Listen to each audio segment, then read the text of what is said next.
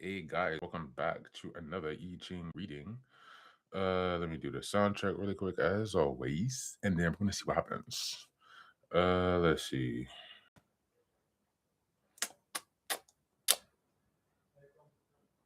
Where is it? Come on now. None of this working. Yeah, there you go. Cool guys, welcome back. So if you're new here, probably not, but this is the book of changes. So we're going to be going through that today and making our hexagram to see what we have to read today. So let's go. In case you're new here, the first two videos will tell you how I walk through how to do this calculation, but you're going to make a 6-line icon called hexagram, and then you'll look this up on a chart, and they will tell you which hexagram you need to read. I know this stuffy today, so 2 tails times 2, 1 minus 3, 4, 5, 6, 7. 7 is odd number, so odd number has a gap in it, I think, right? Let's see. Even has a gap. So I forget that every single day, y'all. One day I'm going to learn to memorize. And do the next one now. 2 times 3, 1 times 2, 6, 7, 8. So that's the even number. Has a gap in between. And then you only read the changing lines that either have a 6 or a 9. So we got the first bottom trigram, each of the 3 sections or 2 sections of 3 of the hexagram is called a trigram. So you have the bottom trigram and the upper trigram, and then together they make the hexagram, which is 6, obviously. So we have our first changing line at number 4, the 4th line of whatever hexagram that this is. 2 more lines to draw. Okay. Yeah, we have, normally I do this, you guys can see, sorry. Oof. There we go. So we have another, what is this, 9? We have another changing line, guys. So that's good news. We got 2 changing lines for today.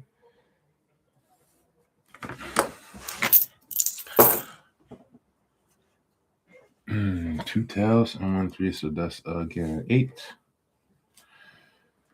So we're gonna have a gap there. All right, so nice. This hexagram is like a bit of the inverse. So we have the bottom and top. So now let's go ahead and look at the chart. We have 2 changing lines, 4 and 5. And let's see what hexagram we're going to be reading today. There you go. You can see this chart that we use here. You guys have seen it before. You guys like my new braids? It's looking good. Better than the afro. It was crazy yesterday. Oh my God. But I met someone really nice who will help me fix that out.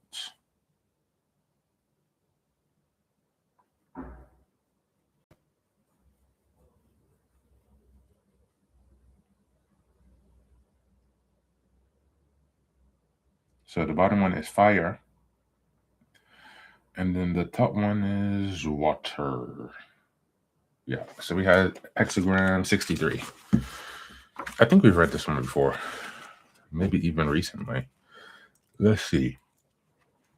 6 3 6 3 6 3.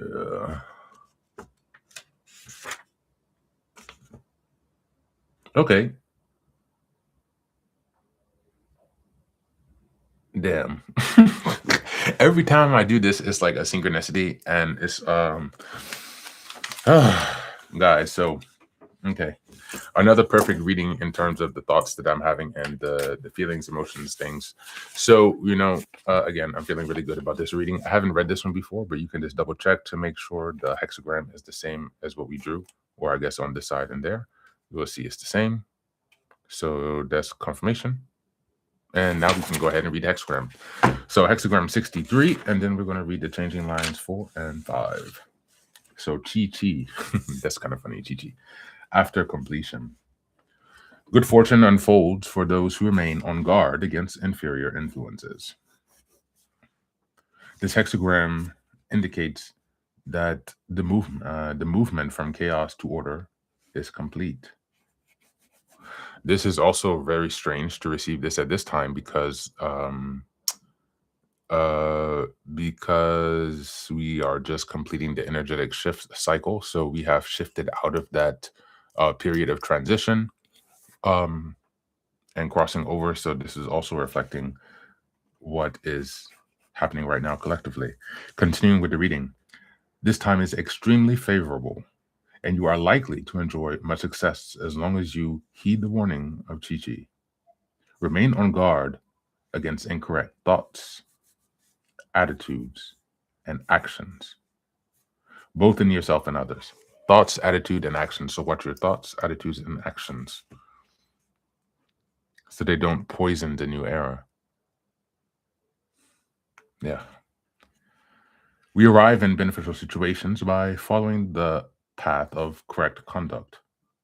When we have achieved success or are close to it, it is in our nature to want to relax and allow the ego to bask in glory. If you revert to this sort of carelessness now, you will undo all that you have worked to build. It is important not to become indifferent to spiritual details at this time. If a thought or action even borders on incorrectness, discard it and return to the path of the sage immediately. 1 minute we dip our toe in incorrectness, the next minute we are swimming in it, and the next we drowned. Therefore, it is wiser to simply keep your toes dry in the first place. Again, this is like what Brian Withers is saying, when your thoughts are going back to the correct it. Thoughts go there, correct it. Thoughts going, correct it. Get yourself back in the correct thinking of thoughts, attitudes, and actions. Continuing with the reading, you are also counseled to remain alert to inferior influences in others. You can only prevent misfortune by anticipating them in advance. And this is achieved through watchfulness. So also be wary of others. The image of Chi-Chi is that of a kettle of boiling water over fire. There is great power here, but it is lost if one allows the water to boil over or evaporate it through carelessness and indifference. Alertness and conscientiousness. Alertness and conscientious adherence to what is correct are called for you if you wish to prolong your good fortune now. Alertness and conscientious adherence. Alertness and conscientious adherence to what is correct are called for if you wish to prolong your good fortune now. So this hexagram is really encouraging us to be thoughtful, for mindful. It kind of reminds me, I think it was hexagram 3 that we read the other day. That one was also very encouraging to me. Yeah, no, not 3. I think it was maybe 33. I don't know which one it was. Do not be drawn back into bad habits. So you have to keep the good habits, guys. Habits of thought, attitude, and action. Okay, now we're going to read the changing lines, 4 and 5. So the fourth changing line, the best times quickly turn sour if we relax into carelessness. Be on guard at all times. The best times quickly turn sour if we relax into carelessness. Be on guard at all times. And the fifth line, the higher power looks not only at our actions, but into our hearts to gauge worthiness. Through genuine inner modesty, acceptance, and innocence, you correct your own errors and set an example for others. That's also nice. The higher power looks not only at our actions, but also into our hearts to gauge our worthiness.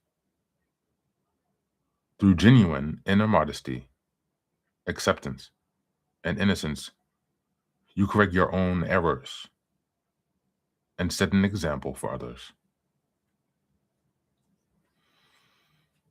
So this is, again, a really good and encouraging, a really very, very encouraging hexagram. Again, the first time that we're reading this. And again, as I mentioned before, it speaks directly to what I'm experiencing right now, even as just came back from the gym, kind of going down this little mini spiral situation. And it's difficult to separate from that sometimes because you're so stuck in that circle, just projecting the same experiences, right? But you have to be able to catch yourself. And sometimes, if you're doing that alone, it can be difficult, especially if you're trying to process all of these past experiences or circumstances on your own, but you can do it. It's just a matter of continuously turning your mind around. And yeah, I hope you guys enjoyed that today. I'm going to wrap it up there, and I will see you guys soon. Take care.